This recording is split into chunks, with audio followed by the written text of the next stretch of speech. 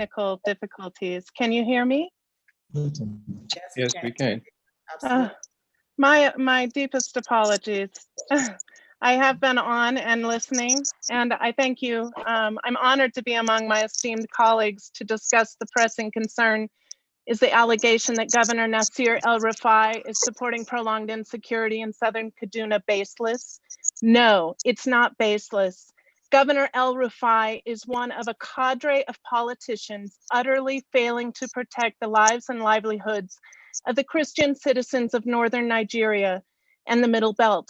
Certainly, too many innocents of all beliefs have perished in the endless bloodbath of violence that plagues Nigeria. But by far and away, the majority of those who have been slain, injured, and rendered homeless are Christian.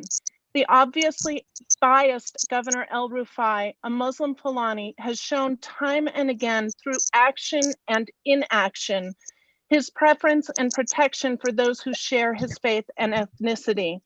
I'm Dee Dee Laugesen, Executive Director of the US-based nonprofit Save the Persecuted Christians.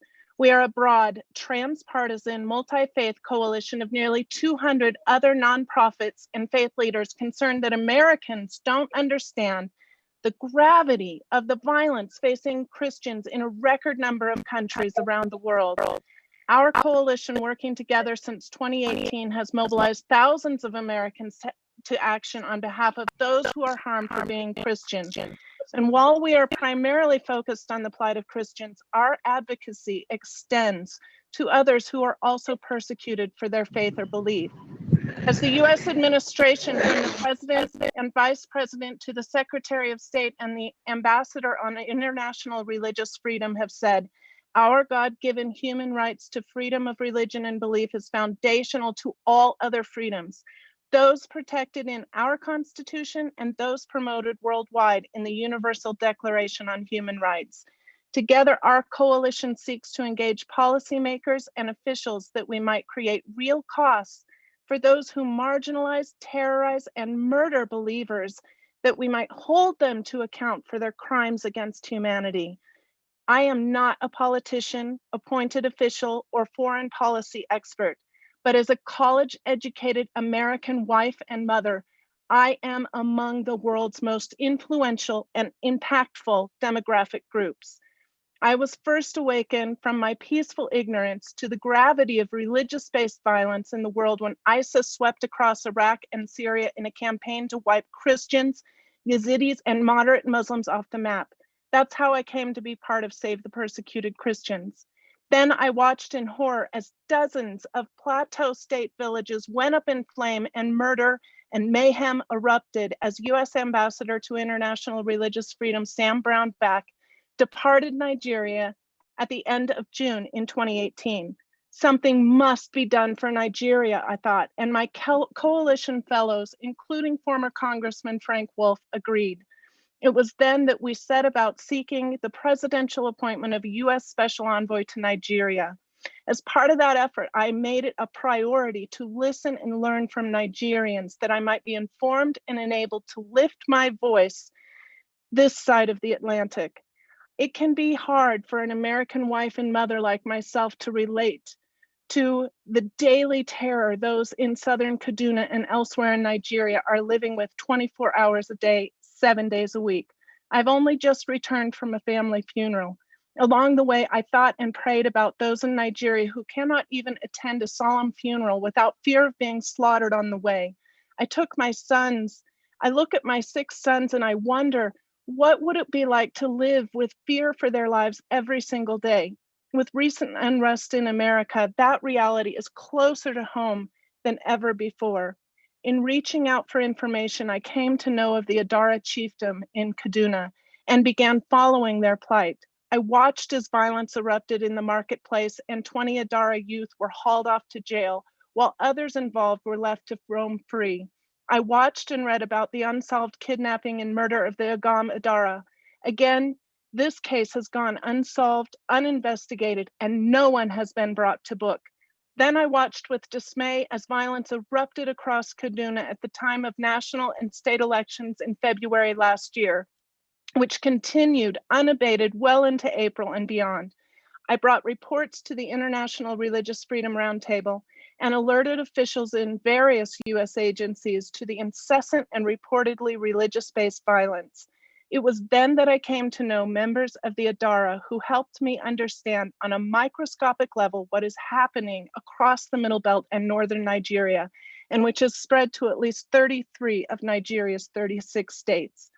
Following the death of the Agam Adara, Dr. Galadima Maiwada, the Adara leadership was informed of the dissolution of their first-class chiefdom by unilateral writ of Governor El-Rufai and against the popular will of the people.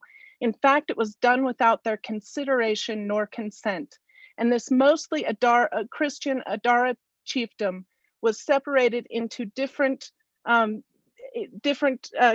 governing groups, and one of those being a newly formed emirate. So you're putting the Christians under the leadership of an emir, and the Adara were very much opposed to this. Seeking a reversal, the Adara took the matter to court. The case continues to this day, languishing in courts, with Governor El-Rufai's administration initiating multiple delays. What got me is that within a week of the first hearing on that Adara case, at the end of January in 2019, the violence that erupted near to and during the elections began.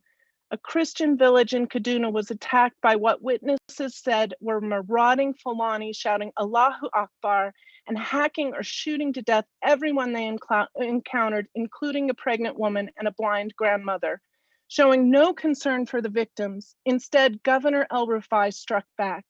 Within the week, the night before scheduled presidential elections, Governor El-Rufai's spokesperson unilaterally and without the confirming presence of state security officials announced reprisal attacks that he said killed 66 Fulani.